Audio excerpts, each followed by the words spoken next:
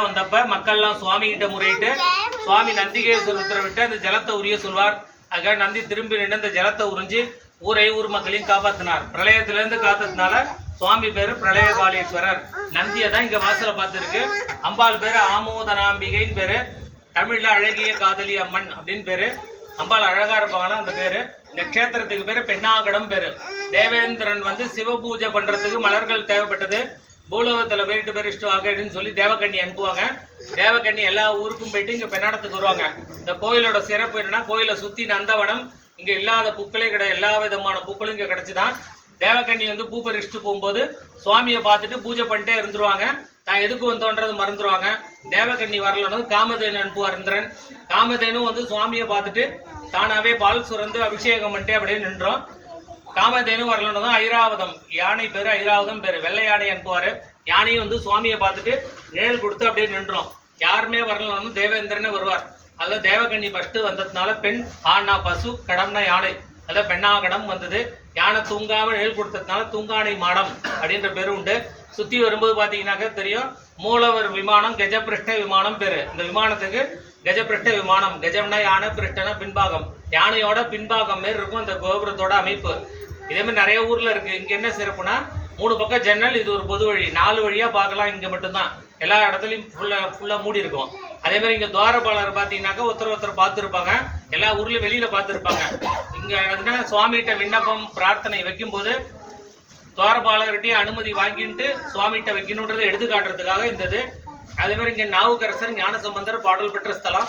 நாவுக்கரசருக்கு சமண மதத்திலிருந்து சைவ மதத்துக்கு மாறுறதுக்கு சுவாமி இங்க வர சொல்லி 3 பதிகம் பாடுவார். ஒவ்வொரு பதிகம் பாட ஒரு முத்திரை கொடுப்பார்.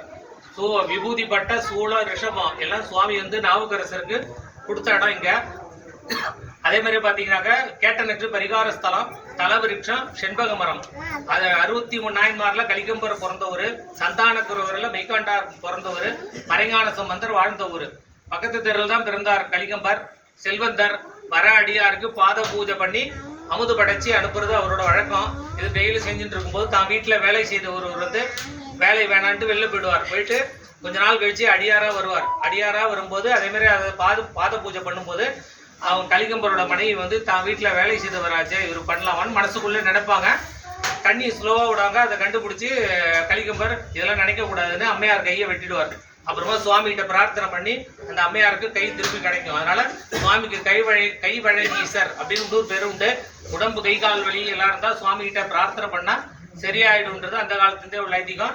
சித்திரை மிருகசீரிஷம் கொடியேற்றம் 12 நாள் திருவிழா நடக்கும். 5ஆம் நாள் அன்னைக்கு பஞ்சமூர்த்தி ரிஷபவாகனத்துல புறப்பாடாகி அப்புறம் புறப்பாடாகி வெளியில அந்த 3 பதிகம் பாடி அந்த வெள்ளியில முத்திரை இருக்கு பதிச்சு விமர்சையா நடைபெறும். அதை சுத்தி வரும்போது பாத்தீங்கன்னாக்க மலை மேல ஒரு சுவாமி இருக்காரு, சௌந்தரேஸ்வரர் சுவாமி பேரு. பக்கத்துல இங்க சௌந்தர சோழபுரம் கிராமம் இருக்கு. அங்கேருந்து ஆனந்தவள்ளி அப்படிங்கிற அடியார் டெய்லி பிரளயகால தரிசனம் பண்ணிட்டு போறது வழக்கம்.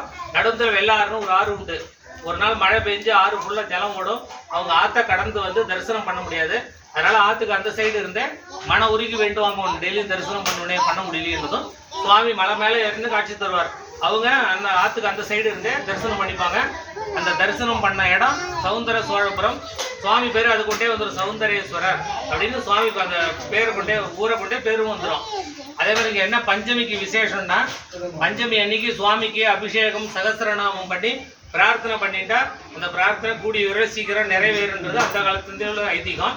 என்னன்னா, கங்காதேவி பாவத்தை எல்லாரும் பாவத்தை போக்குறதுக்கு கங்கையில ஸ்நானம் பண்றாங்க.